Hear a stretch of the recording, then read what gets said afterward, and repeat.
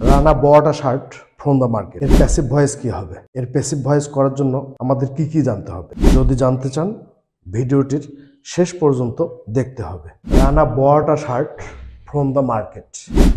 এর passive voice হবে a shirt was bought from the market by Rana. কিন্তু কিভাবে? Rana bought a shirt from the market। এখানে আমাদের সর্বপ্রথম অবজেক্টকে খুঁজতে হবে। এখানে অবজেক্ট হচ্ছে আ শার্ট। রানা বাজার থেকে একটি জামা কিনলো। কি কিনলো? একটি জামা। ভার্বকে কেন্দ্র করে কি বা কাকে দ্বারা প্রশ্ন করে যদি উত্তর পাওয়া যায় সেই উত্তরকে অবজেক্ট বলে। কি কিনলো? একটি শার্ট কিনলো। তাই সর্বপ্রথম অবজেক্টকে সাবজেক্টের স্থানে বসাতে হবে। A shirt. Rana bought a shirt from the market. যেহেতু এটি সিম্পল পাস্ট টেন্স, প্যাসিভ করার সময় সাবজেক্টের পর প্যাসিভ সেন্টেন্স এ সাবজেক্টের পর আমরা টেন্স অনুযায়ী হেল্পিং ভার্ব বসাবো। যেহেতু এটি simple past tense, helping verb হিসেবে আমরা চিন্তা করব ওয়াজ অবলিক ওয়ার।